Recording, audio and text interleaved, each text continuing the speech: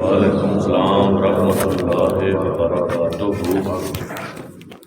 ان الحمد للہ نحمده ونستعینه ونستغفره ونعوذ باللہ من شرور انفسنا ومن سیئات اعمالنا من يهده الله فلا مضل له ومن يضلله فلا هادي له وأشهد أن لا إله إلا الله وحده لا شريك له وأشهد أن محمدا عبده ورسوله أما بعد فإن خير الحديث كتاب الله وخير الهدي هدي محمد صلى الله عليه وسلم وشر الأمور محدثاتها وكل محدثة بدعة وكل بدعة ضلالة وكل ضلالة في النار۔ يا أيها الذين آمنوا اتقوا الله حق تقاته ولا تموتن إلا وأنتم مسلمون۔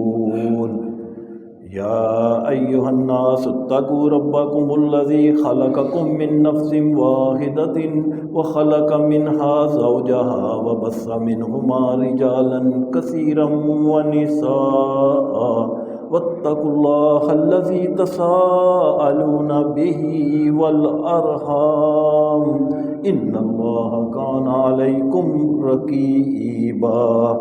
يا أيها الذين آمنوا اتقوا الله وقولوا قولا سديدا يصلح لكم أعمالكم ويغفر لكم ذنوبكم ومن يطع الله ورسوله فقد فاز فوزا عظيما۔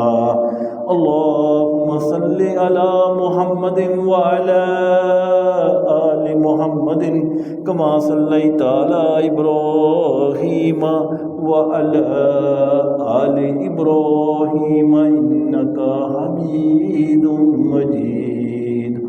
اللهم بارك على محمد وعلى آل محمد كما باركت على إبراهيم وعلى آل إبراهيم إنك حميد مجيد۔ رب اشرح لي صدري ويسر لي أمري واحلل عقدة من لساني يفقهوا قولي۔ أما بعد فأعوذ بالله السميع العليم من الشيطان الرجيم بسم الله الرحمن الرحيم۔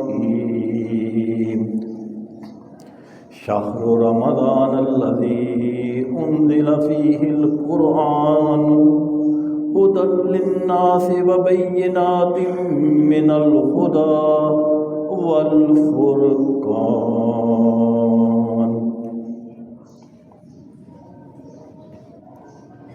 رمضان المبارک کے روزوں کی فضیلت باقی تمام عبادات سے زیادہ ہے، کیونکہ اس عبادت میں ہائپوکریسی، ریاکاری نہیں ہوتی، جبکہ دیگر عبادات مثال کے طور پہ نماز ہے، روزہ ہے، صدقہ زکوٰۃ ہے، حج ہے، ان میں ریاکاری کا عنصر آ سکتا ہے، لیکن روزہ ایک ایسی چیز ہے جس میں ریاکاری نہیں ہوتی۔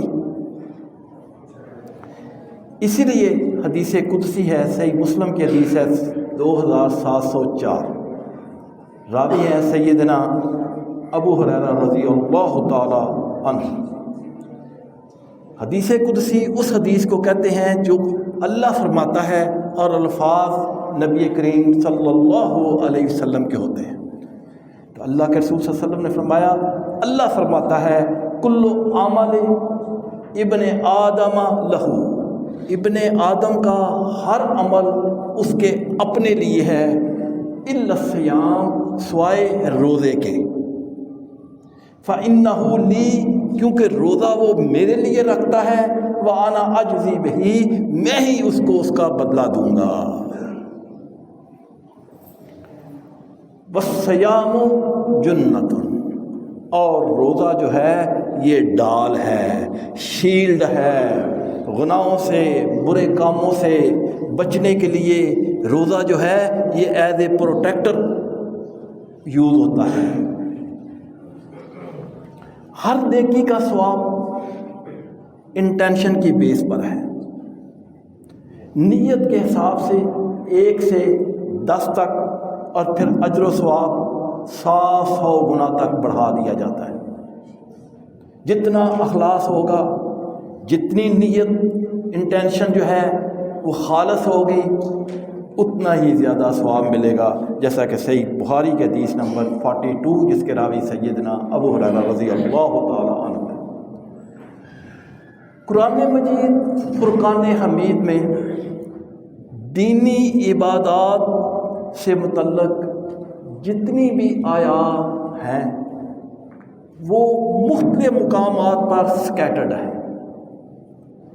مثال کے طور پہ حج کے احکامات ہیں، یہ سورۃ بقرہ میں بھی اس کے متعلق آیات موجود ہیں، سورۃ آل انعام میں بھی موجود ہیں، سورۃ آل عمران میں بھی موجود ہیں، سورۃ توبہ میں بھی موجود ہیں۔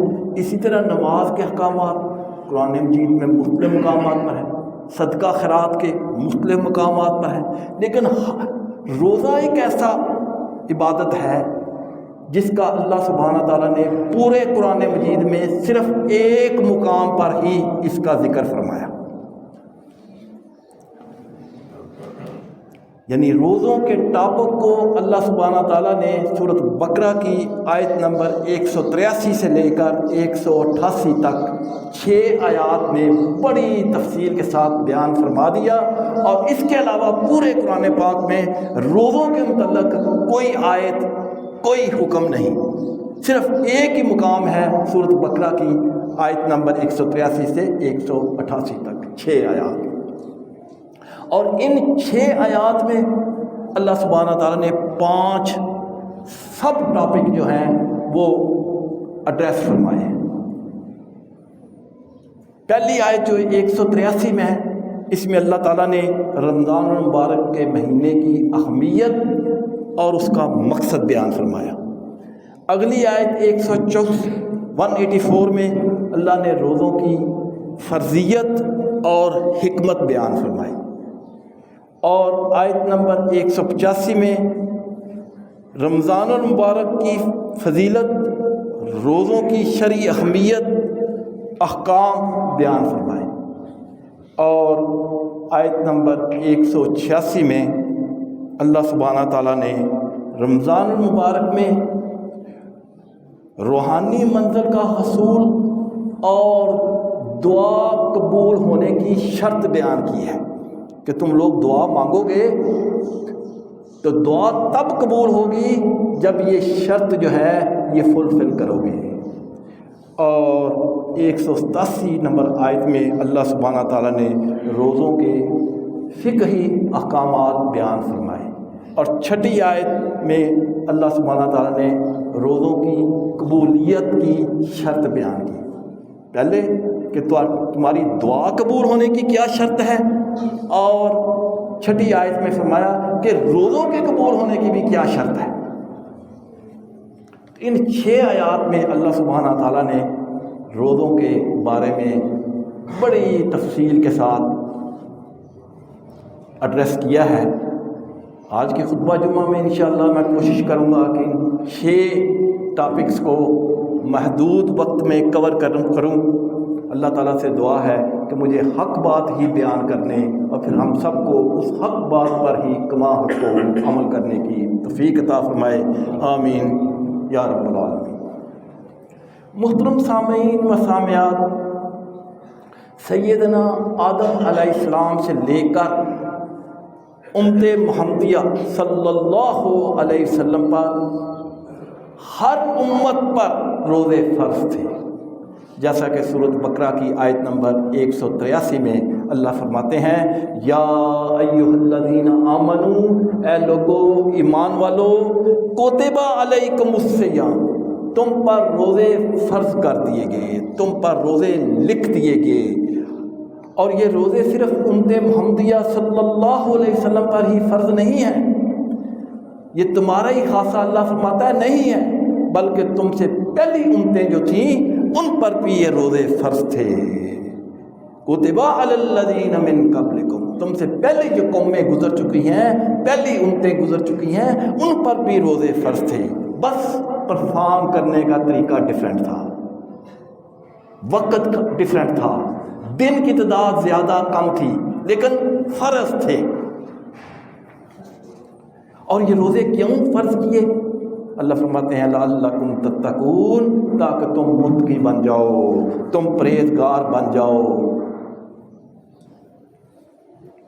اللہ سے ڈرنے والے بن جاؤ، جیسا کہ سورۃ الحجرات کی آیت نمبر 13 میں اللہ فرماتے ہیں ان اکرمکم عند اللہ، اللہ کے نزدیک عزت والے صرف وہی لوگ ہیں اتقاکم، جو تم میں متقی ہیں، یعنی متقی لوگ جو ہیں وہ اللہ کو بہت پسند ہیں، اللہ کے ہاں ان کی بڑی عزت ہے۔ تو اللہ فرماتے ہیں یہ روزے میں نے اس لیے تمہارے اوپر فرض کیے تاکہ تم متقی بن جاؤ، پرہیزگار بن جاؤ، اللہ سے ڈرنے والے بن جاؤ، اور اس کے نتیجے میں اللہ کے ہاں تمہاری بڑی عزت ہو۔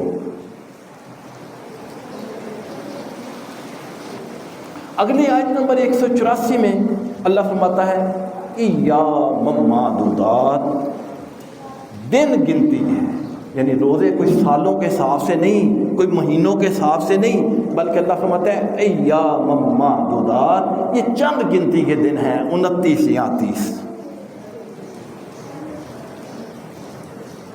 لہذا فمن کان منکم مریضا او علی سفر، تم میں سے اگر کوئی مریض ہو، بیمار ہو، او علی سفر، یا سفر پہ وہ نکلا ہو، مسافر ہو، فعدۃ من ایام اخر، تو وہ پھر ان کی قضا کر لے، جتنے دن سفر میں رہے، جتنے دن وہ بیمار رہے وہ چھوڑ دے روزے، اور اس کے بعد اس کی گنتی کر لے کتنے روزے چھوٹ گئے ہیں، ان کی بعد میں قضا کر لے، رمضان کے بعد ان کا پورا کر لے۔ شروع میں جب لوگوں کو روزہ رکھنے کی عادت نہیں تھی، وہ یوز ٹو نہ تھے، تو اللہ تعالیٰ نے ان کے لیے ایک اور آسانی بھی دی۔ وہ کیا تھی؟ وَعَلَى الَّذِينَ يُطِيقُونَهُ فِدْيَةٌ طَعَامُ مِسْكِين، کہ جو کوئی طاقت رکھتا ہو فدیہ دینے کا تو وہ فدیہ دے دے، یعنی ہٹا کٹا ہے، بالکل صحیح ہے، کوئی بیمار نہیں، کوئی سفر پہ نہیں جانا، لیکن وہ چاہتا ہے کہ نہیں میں روزہ نہیں رکھنا، تو اللہ نے فرمایا اچھا تم روزہ نہیں رکھنا چاہتے تو تم فدیہ دے دو، کیونکہ اس وقت لوگ یوز ٹو نہیں تھے نا، اسلام کے ساتھ واقف نہیں تھے، تو اللہ نے ایک یہ تیسری سہولت بھی دے دی مسافر اور مریض کے علاوہ، کہ جو نہ رکھنا چاہے روزہ وہ نہ رکھے لیکن فدیہ دے دے۔ پھر بعد میں جب لوگ یوز ٹو ہو گئے، اسلام غالب آ گیا، تو اللہ سبحانہ تعالیٰ نے یہ جو آپشن دی تھی کہ تمہارا دل کرے رکھ لو، تمہارا دل کرے نہ رکھو اور فدیہ دے دو، اس آپشن کو منسوخ کر دیا۔ لیکن وہ دو آپشن مسافر کی اور بیمار کی وہ اسی طرح رکھی، اور ساتھ اللہ سبحانہ تعالیٰ نے انسٹیگیٹ بھی کیا، لوگوں کو امرج کیا، کیا؟ فمن تطوع خیرن، لوگوں جو شوق سے خوشی سے نیکی کرتا ہے فہو خیر اللہ، اس کو فائدہ ہی ملتا ہے۔ وَأَن تَصُومُوا خَيْرٌ لَكُمْ، اگر تم سمجھو تو تمہارے لیے یہ روزہ رکھنا ہی بہتر ہے، ان کنتم تعلمون، اگر تم اس کے اوپر غور کرو، اس میں تمہارا فائدہ ہی ہے۔ اور مسافر کے لیے جتنی دیر وہ نہیں ہے، سفر کے اوپر ہے، وہ اس کے روزے بعد میں رکھ سکتا ہے، بیمار ہے تو وہ بھی بعد میں رکھ سکتا ہے۔ اور اس رعایت میں حیض والی خواتین، نفاس والی خواتین، اور جو فیڈنگ کراتی ہیں اپنے بچوں کو، وہ خواتین بھی شامل ہیں کہ وہ بعد میں روزہ رکھ سکتے ہیں۔ اگلا رمضان آنے تک 11 مہینے انسان کے پاس ہیں، ان میں جب چاہے لگاتار بھی رکھ سکتے ہیں اور ایک ایک دو کر کے بھی جتنے چھوٹے ہوں وہ رکھ لیں۔ مگر جو شخص بیمار ہے اس کی 2 قسمیں ہیں۔ بیماری کی ہمیشہ 2 قسمیں ہوتی ہیں، ایک پرماننٹ ڈیزیز اور ایک ٹیمپریری ڈیزیز۔ پرماننٹ ڈیزیز کیا ہے؟ بڑھاپا ہے، دن بدن کمزوری ہوگا، شوگر ہے، ہارٹ پرابلم ہے، فالج ہے، تو یہ ایسی ڈیزیز ہیں جو پرماننٹ ہیں اور دن بدن ان کا کیور ہونے کا کوئی چانس نہیں ہے، بندے نے اور دنوں بعد بوڑھا ہی ہونا ہے۔ اور دوسری ڈیزیز کیا ہے؟ ٹیمپریری، یعنی صبح اٹھا روزے رکھ رہا ہے لیکن بخار ہو گیا، طبیعت خراب ہو گئی، موشن لگ گئے اور کچھ ہو گیا، تو یہ ٹیمپریری ڈیزیز ہے، 1-2 دن میں جوان آدمی ہے ٹھیک ہو جائے گا۔ تو جو پرماننٹ بیماری ہے جس کے ٹھیک ہونے کی کوئی چانس نہیں، اس کے لیے تو یہ ہے کہ وہ فدیہ دیں۔ اور جو ٹیمپریری مریض ہے، بخار ہو گیا، زکام ہو گیا، طبیعت ٹھیک نہیں ہے، کوئی اور پیٹ میں درد ہو گیا ہے، موشن وغیرہ ہے، تو وہ جتنے دن اس کا یہ بیماری ہوگی ٹیمپریری، اتنے دن وہ روزہ نہیں رکھے گا اور اس کے بعد اس کو پورا کر لے گا۔ اور فدیہ کے لیے چند باتیں نوٹ کرنے والی ہیں۔ نمبر 1 کہ جو روزہ نہیں رکھے گا پرماننٹ مریض، تو وہ 1 مسکین کو کھانا کھلائے گا، 2 وقت کا، 3 وقت کا نہیں، 2 وقت کا کھانا کھلائے گا۔ اور فدیہ جو ہے یہ ڈیلی بیس پر بھی دیا جا سکتا ہے اور اکٹھا ہی 30 دن کا دے سکتے ہیں، کیونکہ بیمار ہے، پتہ ہے اس نے رکھنے ہے ہی نہیں، قضا اس نے دینی ہی نہیں ہے، تو لہذا وہ اکٹھا فدیہ بھی دے سکتا ہے اور ڈیلی بیس پر بھی دے سکتا ہے، نقد بھی دے سکتا ہے اور کھانا بھی اس کو بلا کے کھلا سکتا ہے۔ ایک شخص کو بھی دیا جا سکتا ہے اور مختلف لوگوں کو بھی دیا جا سکتا ہے۔ بعض لوگوں کا خیال یہ ہے کہ فدیہ کا مقصد یہ ہوتا ہے کہ کسی کو روزہ رکھوانا، نہیں بھائی، کسی کو روزہ نہیں رکھانا۔ اگر وہ روزہ کسی کو رکھائیں گے تو وہ اپنا کب رکھے گا؟ آپ نے صرف کسی غریب مسکین کو فدیہ دے دینا ہے تاکہ وہ اچھے طریقے سے کھانا کھا لے، اس کے لیے آسانی ہو جائے۔ روزہ وہ کسی کا نہیں رکھے گا، روزہ وہ اپنا ہی رکھے گا، لیکن آپ کے فدیہ دینے سے وہ اچھا کھانا کھا لے گا۔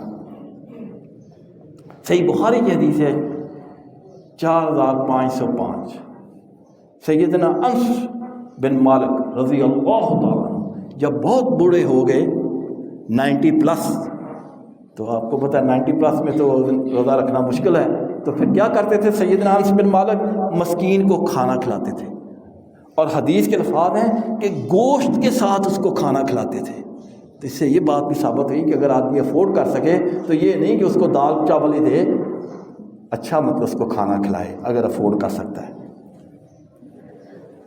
اگلی آیت نمبر 185 میں اللہ سبحانہ تعالیٰ نے رمضان کے مہینے کی فضیلت اور اس مہینے میں اترنے والے قرآن کی امپورٹنس کا ذکر بیان فرمایا ہے۔ اللہ فرماتے ہیں شہر رمضان، یہ رمضان کا مہینہ وہ مہینہ ہے الذی انزل فیہ القرآن، جس میں اللہ سبحانہ تعالیٰ نے قرآن کو نازل فرمایا۔ اور یہ قرآن کیا ہے؟ ھدی للناس، تمام لوگوں کے لیے ہدایت ہے، اس میں گائیڈ لائن ہے۔ وبینات من الہدی، اور اس قرآن میں ایسی واضح انسٹرکشنز ہیں، ایسی سگنیفیکنس انسٹرکشنز ہیں، ایسی تعلیمات پر یہ قرآن مجید مشتمل ہے جو سراسر سیدھا راستہ دکھاتی ہیں۔ والفرقان، اور یہ قرآن ایسی کتاب ہے جو حق اور باطل میں واضح فرق دکھاتی ہے۔ قرآن سے حق اور باطل میں فرق واضح ہو جاتا ہے۔ لہذا فمن شاہد منکم مشخرا فلیصم، لہذا تم میں سے جو کوئی بھی اس مہینے میں موجود ہو، اس کی زندگی میں یہ مہینہ آ جائے تو کمپلسری ہے فَلْيَصُمْ ہو کہ وہ اس مہینے کے روزے رکھے۔ فَمَنْ شَهِدَ مِنْكُمُ الشَّهْرَ فَلْيَصُمْ، جو کوئی بھی اس مہینے میں موجود ہو، اس کی زندگی میں یہ مہینہ آ جائے تو اس پر لازمی ہے، کمپلسری ہے کہ وہ اس مہینے کے روزے رکھے۔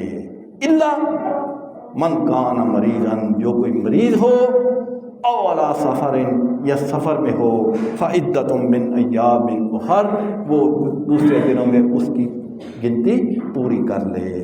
پرماننٹ مریض ہے تو فدیہ دے دیں۔ اللہ فرماتے ہیں یرید اللہ بکم الیسرا، اللہ تو آسانیاں بیان کر فرماتا ہے۔ اے لوگو، اللہ تمہارے لیے آسانیاں پیدا فرماتا ہے۔ ولا یرید بکم العسرا، اللہ تمہارے لیے مشکلات پیدا نہیں فرماتا، آسانیاں دیتا ہے کہ نہ رکھو، سفر پہ ہو نہ رکھو، بہت بوڑھے ہو گئے ہو، پرماننٹ ڈیزیز ہے، فدیہ دے دو، اللہ تمہارے لیے آسانی چاہتا ہے۔ وَلِتُکْمِلُوا الْعِدَّةَ، اور یہ ثانیہ یہ ہے کہ تم بعد میں ان کے روزے رکھ لو، دوسرے دنوں میں ان کی تعداد پورے کر لو۔ اور یہ اللہ تعالیٰ کی طرف سے نعمت ہے، مہربانی ہے، اللہ کی طرف سے نرمی ہے۔ لہذا تمہارا کیا فرض بنتا ہے کہ اس نرمی سے فائدہ اٹھاؤ۔ وَلِتُكَبِّرُوا اللَّهَ عَلَى مَا هَدَاكُمْ، اور اللہ کی تکبیرات، اللہ کی کبریائی بیان کرتے رہو کہ اس نے تمہارے لیے آسانیاں دی ہیں اور تمہیں ہدایت دی ہے، تمہیں دین اسلام عطا فرمایا، تمہیں یہ ہدایت دی کہ تم مسلمان بن گئے۔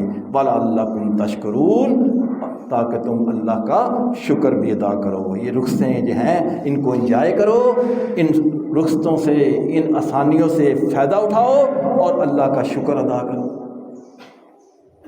اگلی آیت نمبر 186 میں اللہ سبحانہ تعالیٰ نے رمضان المبارک میں روحانی منزل کے حصول کے لیے اور دعا کی قبولیت کی شرائط جو ہیں، مینرز جو ہیں، وہ بیان فرمائے ہیں کہ تمہاری دعا تب قبول ہوگی جب تم یہ شرط جو ہے، یہ کنڈیشن جو ہے، یہ میٹ کرو گے۔ اگر تم یہ کنڈیشن کے اوپر پورا نہیں اترو گے، جتنی مرضی دعا کرتے رہو قبول نہیں ہوگی۔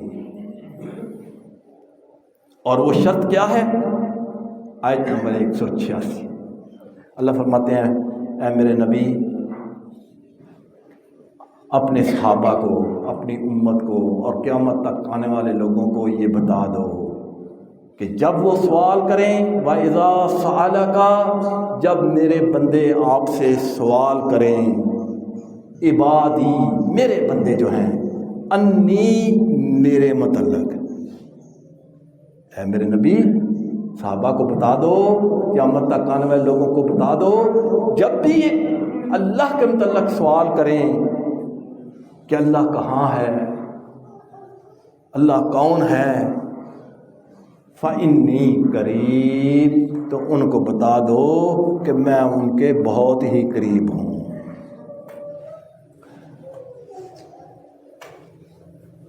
جیسی کہ میری شان ہے۔ اور اسی کو سورۃ قاف کی آیت نمبر 16 میں اللہ فرماتے ہیں وَنَحْنُ أَقْرَبُ إِلَيْهِ مِنْ حَبْلِ الْوَرِيدِ، ہم تو اے انسان تمہاری شارک سے بھی زیادہ قریب ہیں، عرش کے اوپر بیٹھے ہوئے اپنے علم کے حساب سے، اپنی علم کی صفت کے حساب سے اللہ فرماتے ہیں وَنَحْنُ أَقْرَبُ إِلَيْهِ مِنْ حَبْلِ الْوَرِيدِ، ہم تو انسان کی شارک سے بھی نزدیک ہیں۔ تو لہذا اگر کوئی سوال کرے ہے میرے نبی کے میرے متعلق، تو اس کو کہہ دو کہ میں اس کے بہت ہی قریب ہوں۔ اجیبو، اللہ فرماتا ہے میں جواب دیتا ہوں، دعوت الداعی، ہر پکارنے والے کی پکار کا، جب بھی کوئی مجھے پکارتا ہے، اذا دعانی، جب بھی مجھے پکارتا ہے میں اس کی پکار کا جواب دیتا ہوں۔ اجیبو، میں جواب دیتا ہوں، دعوت الداعی، ہر پکارنے والے کی پکار کا، اذا دعانی، جب بھی وہ مجھے پکارے۔ لہذا فَلْيَسْتَجِيبُوا لِي، اے انسان صرف مجھے ہی پکارنا ہے، وَلْيُؤْمِنُوا بِی، اور مجھ پر ہی ایمان لانا ہے، مجھ سے ہی بات کرنی ہے، میں تمہاری دعاؤں کو قبول بھی کرتا ہوں اور سنتا بھی ہوں۔ اس آیت مبارکہ سے ان لوگوں جو باطل خیالات ہیں کہ اللہ ساڈی نہیں سنتا جی بزرگاں دی سنتا ہے، لہذا کسی بزرگ دے کول جاؤ انہوں کو کہ تو میرے واسطے دعا کر، کیونکہ اسی تے بڑے ہی گناہ گار ہاں، اسی تے دنیا چ بڑے ہی گناہ کرنے ہیں تو اللہ ساڈے گناہ گاراں دی نہیں سنتا، لہذا کسی بزرگ کے پاس جاؤ، کسی پیر کے پاس جاؤ، کسی مرشد کے پاس جاؤ، اس کو کہو کہ وہ تمہارے لیے دعا کرے۔ یہ باطل خیال ہے۔ یہاں اللہ فرماتا ہے کہ میں جواب دیتا ہوں ہر پکارنے والے کی پکار کا جب بھی وہ مجھے پکارتا ہے۔ فَلْيَسْتَجِیبُوا لِی، اے انسان صرف مجھے ہی پکار، وَلْيُؤْمِنُوا بِی، اور مجھ پر ایمان لا، یا غوث، یا داتا، یا علی مدد۔ یہ پکارنا شرک ہے، اور کسی غیر کو اللہ فرماتا ہے میری صفات میں شرک شامل کرنا سب سے بڑا شرک ہے۔ تو یہ کنڈیشن ہے کہ اگر آپ چاہتے ہیں کہ میری دعا قبول ہو تو اللہ فرماتا ہے پھر میرے اوپر ہی مان لانا ہے، مجھے ہی پکارنا ہے، مجھ سے ہی مانگنا ہے۔ ایاک نعبد و ایاک نستعین، مجھے ہی پکارنا ہے، میری ہی عبادت کرنی ہے، مجھ سے ہی مانگنا ہے، کبھی یا اللہ مدد کے علاوہ یا علی مدد، یا غوث مدد، یا داتا مدد نہیں کہنا۔ لعلہم یرشدون، تاکہ تم سیدھے راستے پر آ جاؤ، تمہاری دعا قبول ہو جائے، تم راہ راست پر آ جاؤ۔ یہ کنڈیشن اللہ سبحانہ تعالیٰ نے بیان فرمائی۔ اگلی آیت نمبر 187 میں اللہ نے روزوں سے متعلق فقہی مسائل بیان فرمائے۔ اللہ فرماتے ہیں اُحِلَّ، حلال کر دیا گیا، لکم، تمہارے لیے، لیلۃ الصیام، روزوں کی راتوں میں، رفثوا الی نسائکم، اپنی بیویوں کے پاس جانا، ہن، وہ لباس لکم، تمہارا لباس ہیں، وانتم لباس لہن، اور تم اس کا لباس ہو۔ یعنی جس طرح لباس اور جسم کے درمیان کوئی پردہ نہیں ہوتا، بالکل اسی طرح میاں بیوی کے درمیان کوئی پردہ نہیں ہوتا۔ علم اللہ، اللہ جانتا تھا، انکم کنتم تختانون انفسکم، کہ تم اپنے نفس سے خیانت کر رہے تھے۔ کیا مطلب کہ روزوں کی حالت میں جب روزوں کا مہینہ ہوتا تو رات کو بعض صحابہ جو ہیں وہ اپنی بیویوں کے پاس چلے جاتے، اور بعض جو ہیں پورا مہینہ بیویوں کے پاس نہ جاتے، اور جو جاتے وہ پھر بعد میں ندامت محسوس کرتے کہ پتہ نہیں جانا چاہیے تھا کہ نہیں جانا چاہیے تھا، مباشرت کرنی چاہیے تھی کہ نہیں کرنی چاہیے تھی، بعد میں ندامت بھی فیل کرتے۔ تو اللہ فرماتا ہے مجھے اس چیز کا پتہ تھا، تو لہذا فتاب علیکم، میں نے تم کو معاف کر دیا، وعفا عنکم، اور تم پر مہربانی فرمائی، لہذا فالآن باشروہن، اب تمہیں اجازت ہے کہ روزوں کی رات کو تم اپنی بیویوں کے پاس چلے جاؤ، وابتغوا، اور مانگو، ما کتب اللہ علیکم، جو اللہ نے تمہارے لیے لکھا ہے، یعنی اولاد، وَكُلُوا، اور کھاؤ، وَاشْرَبُوا، اور پیو، حَتَّى يَتَبَيَّنَ، یہاں تک کہ واضح ہو جائے، لَكُمُ الْخَيْطُ الْأَبْيَضُ مِنَ الْخَيْطِ الْأَسْوَدِ مِنَ الْفَجْرِ، کہ سفید داڑھی سیاہ داڑھی سے علیحدہ ہو جائے، یعنی فجر تک کھاؤ پیو۔ جب یہ آیت نازل ہوئی تو صحابی رسول سیدنا عدی بن حاتم، یہ حاتم تائی کے بیٹے تھے، صحیح بخاری میں حدیث ہے، یہ واقعہ اس میں بیان ہوا ہے، اور حدیث کا نمبر ہے 1916۔ راوی جو ہیں سیدنا عدی بن حاتم، یعنی حاتم تائی کے بیٹے ہیں، کہتے ہیں جب یہ آیت نازل ہوئی تو میں نے 2 دھاگے پکڑ لیے، ایک سفید اور ایک کالا، اور ان کو تکیے کے نیچے رکھ کے سو گیا۔ تھوڑی دیر کے بعد تکیے کے نیچے سے دونوں دھاگے نکالتا، دیکھتا اور پھر رکھ دیتا، پھر دیکھتا، پھر رکھ دیتا، حتیٰ کہ صبح ہو گئی۔ جب صبح ہوئی، روشنی ہوئی، تو میں نے دیکھا کہ ایک سفید ہے اور ایک کالا ہے، باقی رات کو مجھے کوئی ان دونوں میں ڈفرینشیٹ نظر نہ آیا۔ تو اللہ کے رسول صلی اللہ علیہ وسلم کے پاس آئے اور کہا، اے اللہ کے رسول، میں نے 2 دھاگے اپنے تکیے کے نیچے رکھ لیے تھے اور ساری رات میں دیکھتا رہا، مجھے تو کالا اور سفید علیحدہ نظر نہیں آیا۔ تو آپ صلی اللہ علیہ وسلم مسکرائے اور فرمایا، عدی تمہارا تکیہ تو بہت وسیع ہے جس کے اندر دونوں دھاریاں آ گئیں۔ اے میرے صحابی، اس کا یہ مطلب نہیں تھا، اس کا مطلب تھا کہ صبح کاذب اور صبح صادق۔ اس حدیث سے کیا بات ثابت ہے؟ صحابی رسول جن کا زبان ہی مادری زبان ہی عربی تھی، وہ اس آیت کا مطلب نہ سمجھ سکے، اور ہم جو لوگ ہیں اپنی منمانی قرآن کی حدیثوں کی تعویلیں کرتے ہیں، اپنے مطلب کے لیے اس کا مطلب نکالتے ہیں، معنی اپنی مرضی کے نکالتے ہیں، حالانکہ معنی اور مطلب اور تعویل اور تفسیر وہی ہوگی جو اللہ کے رسول صلی اللہ علیہ وسلم نے بیان فرمائی۔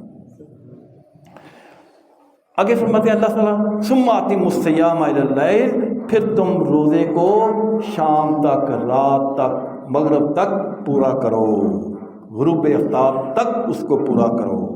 ولا تباشروہن، اور جو مباشرت کی اجازت دی ہوئی ہے یہ اس وقت نہیں کرنی، وانتم عاکفون فی المساجد، جب تم مسجدوں میں اعتکاف کر رہے ہو، اس وقت یہ تمہیں اجازت نہیں ہے۔ اس آیت سے یہ بھی پتہ چلا کہ اعتکاف ہمیشہ مسجدوں میں ہوتا ہے، مرد ہو یا عورت، اعتکاف مسجد میں ہوتا ہے، کسی مزار پر، گھر پر، کسی اور کسی جگہ پر ہوتا ہے۔ اعتکاف جب بھی آپ نے بیٹھنا ہے وہ مسجد میں ہوگا، چاہے مرد ہو چاہے خاتون ہو۔ اور یہ سب فقہی احکامات بیان کرنے کے بعد اللہ سبحانہ تعالیٰ نے ایک جنرل انسٹرکشن جو ہے وہ لوگوں کو دی ہے، کیا؟ تلک حدود اللہ، یہ اللہ کی حدود ہے، فلا تقربوها، ان کے قریب بھی نہیں جانا۔ یہ آیت قرآن مجید میں بہت جگہوں پر ہے، 2 طرح کی ہے۔ تلک حدود اللہ، یہ اللہ کی حدود ہیں، اور کسی جگہ پہ آیا فلا تعتدوها، ان کو پھلانگنا نہیں ہے، قریب تک جا سکتے ہو۔ یہ اللہ فرماتا ہے میں نے دائرہ باؤنڈری لگا دی ہے، اس باؤنڈری کے قریب تک تم جا سکتے ہو، فلا تعتدوها، باؤنڈری کو کراس نہیں کرنا۔ اور کسی جگہ پہ کہا تلک حدود اللہ، یہ میں نے سرکل لگا کے حدود بیان کر دی ہیں، فلا تقربوها، اس سے قریب بھی نہیں جانا، پھلانگنا تو بڑے دور کے بعد، اس کے قریب بھی نہیں جانا۔ تو اللہ فرماتے ہیں تلک حدود اللہ، یہ اللہ کی حدود ہیں جو بیان ہوئی ہیں، فلا تقربوها، ان کے قریب بھی نہیں جانا۔ کذالک یبین اللہ آیاتہ للناس، اس طرح اللہ تعالیٰ لوگوں کے لیے اپنی آیات، اپنے احکام کھول کھول کر بیان کرتا ہے، لعلہم یتقون، تاکہ لوگ متقی، پرہیزگار، اللہ سے ڈرنے والے بن جائیں۔ اللہ تعالیٰ کے احکامات میں کبھی ایمبیگوٹی نہیں ہوتی، کبھی ابہام نہیں ہوتا، ہمیشہ واضح اور کلیئر ہوتے ہیں۔ اسی لیے اللہ سبحانہ تعالیٰ نے بڑے واضح طور پر روزوں کے احکامات فقہی جو ہیں وہ یہاں بیان فرما دیے۔ اور اگلی آیت چھٹی جو ہے، آیت نمبر 188 میں اللہ تعالیٰ نے روزوں کی قبولیت اور دعا کی قبولیت کی شرائط بیان کی۔ پچھلی آیت میں کہ تمہاری دعا قبول ہونے کے لیے کیا ضروری ہے، کہ شرک کیا نہیں ہونا چاہیے، اور یہاں پہ اس آیت میں روزوں کی قبولیت کے متعلق اللہ فرماتا ہے کہ تم چاہتے ہو کہ میرے روزے قبول ہو جائیں تو اس کی بھی ایک شرط ہے، اور وہ شرط کیا ہے؟ حقوق العباد۔ اللہ فرماتے ہیں ولا تاکلوا، آیت نمبر 188، ولا تاکلوا، اور ہرگز نہ کھاؤ، اموالکم، لوگوں کا مال، بینکم بالباطل، باطل طریقے سے، باطل طریقے سے ناحق مال نہ کھاؤ، وَتُدْلُوا بِهَا إِلَى الْحُكَّامِ، اور نہ ہی حکام بالا کو رشوت دو۔ لتاکلوا فریقا من اموال الناس بالاسم، تاکہ تم لوگوں کا مال گناہ کے ساتھ کھا جاؤ، وانتم تعلمون، جب کہ تم جانتے ہو۔ کیا مطلب؟ کہ تمہارا کسی چیز پر حق نہیں ہے، تم جانتے ہو کہ یہ میرا حق نہیں ہے، یہ پلاٹ میرا نہیں ہے، یہ چیز میری نہیں ہے، میں میرٹ کے اوپر نہیں ہوں، لیکن رشوت دے کے اپنا کام کرا لیا، رشوت دے کے حکامہ بالا کو اور اپنا کام جو ہے وہ نکال لیا، جبکہ تمہارا حق نہیں ہے، تم میرٹ پہ آ ہی نہیں رہے، لیکن تم نے مال دے کر، رشوت دے کر اپنا کام کرایا اور دوسرے کا حق مار دیا، دوسرے کا پلاٹ تھا، مکان تھا، کچھ تھا، وہ تم نے رشوت دے کر۔ اور اسی کی ایک شکل ناجائز ذخیرہ اندوزی ہے، خراب مال بیچ کر، کلب سڑا فروٹ بیچ کر، باسی سموسے مصنوعی مہنگائی کر کے لوگوں کی جیبیں خالی کرا رہے ہیں، خاص طور پہ رمضان میں۔ تو یہ حقوق العباد غضب کرنے والی بات ہے۔ اللہ فرماتے ہیں کہ ایسا نہیں کرنا، جس طرح تم نے میرے حقوق کا تم پاس رکھنا ہے، اسی طرح تم نے حقوق العباد کا بھی خیال رکھنا ہے۔ حقوق العباد بھی اتنے ہی ضروری ہیں، اگر تم حقوق العباد پورے نہیں کرو گے تو نتیجہ کیا نکلے گا؟ تمہارے روزے قبول نہیں ہوں گے۔ آخر میں رمضان المبارک کے مقدس مہینے میں ہم میکسیمم کیسے فائدہ اٹھا سکتے ہیں؟ 10 میں ٹپس بتا دیتا ہوں، اگر ان کے اوپر ہم عمل کریں تو انشاءاللہ یہ رمضان المبارک کا مہینہ ہمارے لیے ٹرننگ پوائنٹ ثابت ہو سکتا ہے۔ اور وہ 10 کام کیا ہے؟ نمبر 1، نیتوں کو خالص کریں۔ کوئی بھی عبادت، نماز، روزہ، حج، صدقہ، قیام، افطاری، سحری، کوئی بھی تلاوت قرآن، ذکر الہی، اس کا مقصد صرف یہ ہو کہ میں نے اپنے اللہ کو راضی کرنا ہے، ریاکاری اور شہرت حاصل نہیں کرنی، کیونکہ ریاکاری اور شہرت جو ہے یہ اعمال کو ضائع کر دیتی ہے، اور نہ صرف اعمال کو ضائع کرتی ہے بلکہ اللہ تعالیٰ کے غضب کا سبب بھی بنتی ہے۔ اس لیے اللہ کے رسول صلی اللہ علیہ وسلم نے فرمایا، مستدرک الحاکم کی حدیث ہے 7933 اور 7940، اور راوی ہیں زید بن اسلم رضی اللہ تعالیٰ عنہ، کہتے ہیں کہ اللہ کے رسول صلی اللہ علیہ وسلم نے فرمایا، الیسیر من الریا شرکن، تھوڑی سی ریاکاری بھی شرک ہے۔ من صلی، جس نے نماز پڑھ لی، یرائی، دکھاوے کے طور پر، فقط اشرکا، تحقیق اس نے شرک کیا۔ مسجد میں آیا، نماز بندے بیٹھے ہوئے ہیں، بڑے سکون سے، بڑے آرام سے، پورے خشوع کے ساتھ پڑھ رہا ہے، پھر لوگ دیکھ رہے ہیں، یار کیا بات ہے، بڑی سونی نماز پڑھی۔ نہیں، فرمایا من صلی یرائی، جس نے دکھاوے کی نماز پڑھی، فقط اشرکا، تو تحقیق اس نے شرک کیا۔ ومن صام یرائی، جس نے دکھاوے کا روزہ رکھا، فقط اشرک، تحقیق اس نے شرک کیا۔ ومن تصدق، جس نے صدقہ کیا، یرائی، دکھاوے کے لیے، تو کہیں یہ بڑا امیر ہے، بڑا مالدار ہے، بڑا سبق، فقط اشرک، تحقیق اس نے شرک کیا۔ اور اس ریاکاری اور شرک سے بچنے کے لیے اللہ کے رسول صلی اللہ علیہ وسلم نے دعا بھی سکھائی، جو ابو داؤد میں ہے 5067 5067، اور ترمذی میں بھی ہے 3392، اور راوی ہیں سیدنا ابو ہریرہ رضی اللہ تعالیٰ عنہ، کہتے ہیں کہ اللہ کے رسول صلی اللہ علیہ وسلم نے فرمایا، ریاکاری سے بچنے کے لیے یہ دعا پڑھا کرو، اللہم، اے میرے اللہ، انی، بے شک میں، اعوذ بکا، پناہ مانگتا ہوں، من شر نفسی، اپنے نفس کے شر سے، و شر شیطان، اور شیطان کے شر سے، و شرک ہی، اور اس کے شرک سے۔ یہ دعا مانگتے رہو، انشاءاللہ ریاکاری کا عنصر غالب نہیں آئے گا۔ دوسرا ٹپ، دوسرا کام، توبۃ نصوح۔ مہینہ شروع ہو گیا ہے، پکی سچی توبہ کر لیں کہ آئندہ سے گناہ نہیں کریں گے۔ تیسرا ٹپ، اپنا ٹائم شیڈول بنائیں کہ پورے دن میں کیا کرنا ہے۔ مثال کے طور پہ کب بیدار ہونا ہے، کب سحری کرنی ہے، کب اشراق کی نماز پڑھنی ہے، تلاوت قرآن پاک کتنی دیر پڑھنا ہے، دفتر جانا ہے، واپس آنا ہے، آرام کرنا ہے، یہ سارا پری پلان ٹائم ٹیبل بنائیں.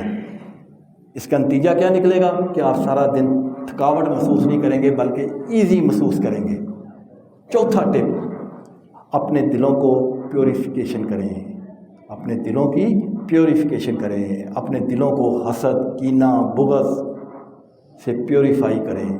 اور پانچواں, روزہ اور قیام اللیل خوشی سے کریں. یہ نہیں ہے کہ گن گن کر روزے رکھ رہے, کتنے ہو گئے ہیں 17, اب کتنے ہو گئے 18, باقی کتنے رہ گئے 12. جت نماز تراویح پڑھ رہا ہے کنیاں ہوئی نے 3, وہ 3 ہی ہوئی نے, ہوں 6 ہو گئے ہیں, باقی 2 رہ گئے ہیں. نہیں, اس طرح نہیں. کھلے دل سے تراویح کی نماز پڑھیں, قیام اللیل کریں, قرآن پڑھیں, روزے رکھیں. گن گن کے نہیں رکھنے کہ باقی کتنے رہ گئے تاکہ جان چھوٹے تو میں اپنے پھر پرانے کماں شروع ہو جاؤں. نہیں. نمبر 6, عام حالات میں بھی اور رمضان المبارک میں خاص طور پر بیہودہ, فحش, جہالت کے کام, لڑائی جھگڑے ہر ممکن اس سے اوائڈ کریں. اور اگر کوئی روزے دار سے جھگڑا کرے, بعض کا تو ہو ہی جاتا ہے, موٹر سائیکل کے اوپر جا رہے ہیں, آگے سے اس نے آنا نظر نہیں آتا, انا ہے ایویں لڑائی شروع ہو جاتی.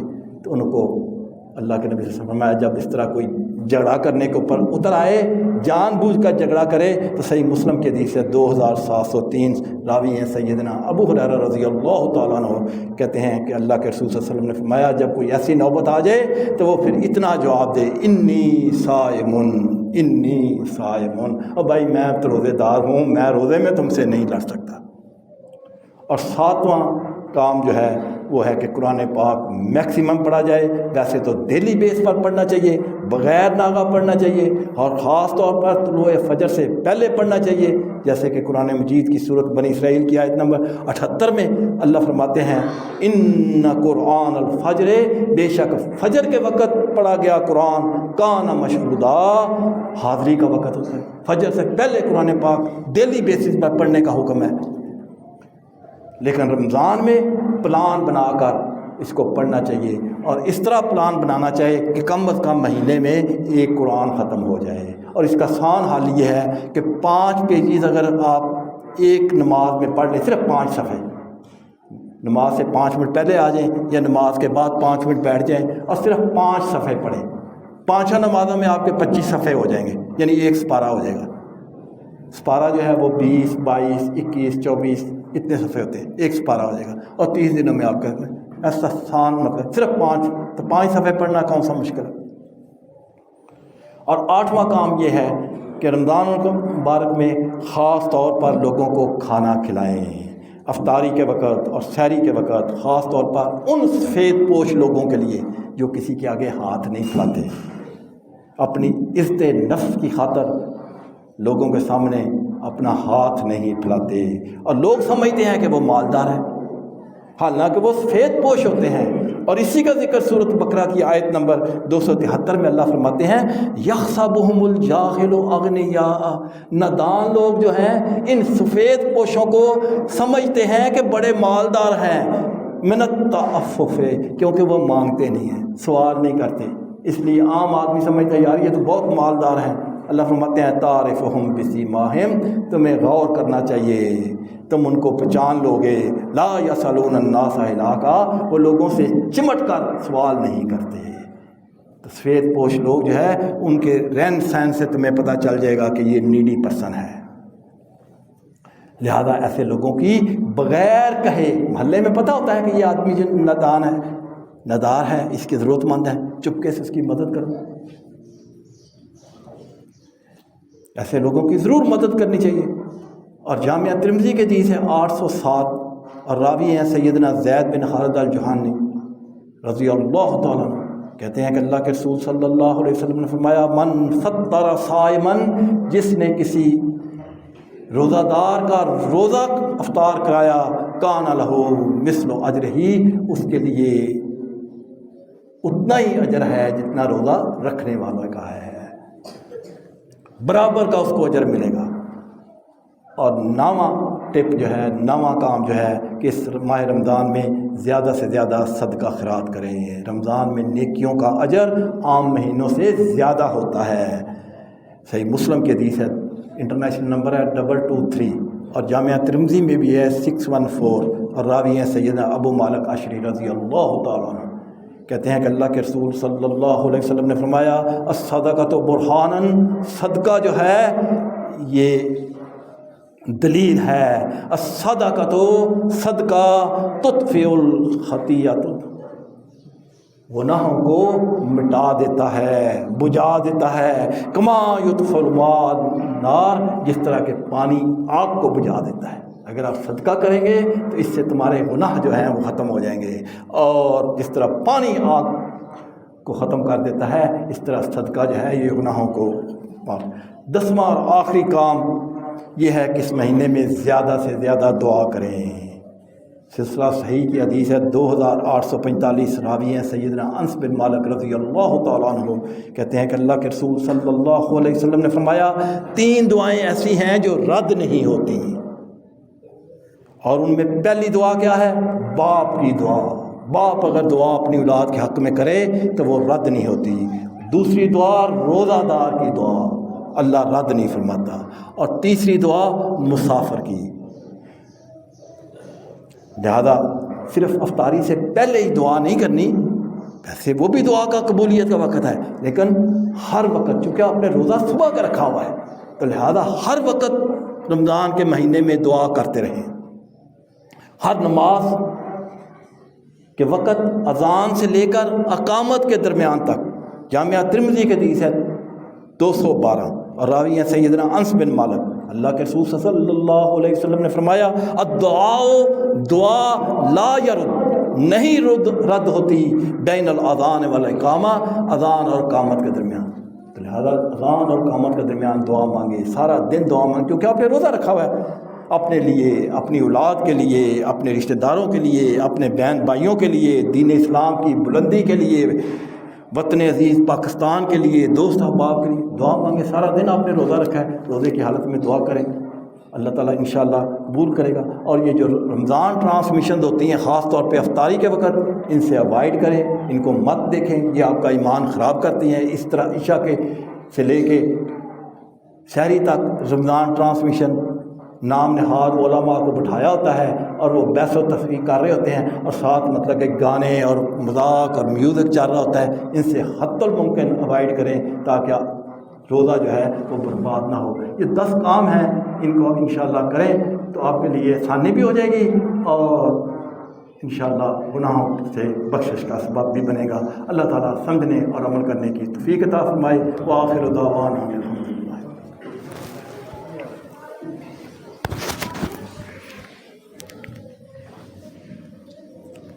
وعلیکم السلام ورحمۃ اللہ وبرکاتہ۔ ان الحمد للہ نحمده ونستعینه ونستغفره ونعوذ باللہ من شرور انفسنا ومن سیئات اعمالنا، من يهده الله فلا مضل له ومن يضلله فلا هادي له، وأشهد أن لا إله إلا الله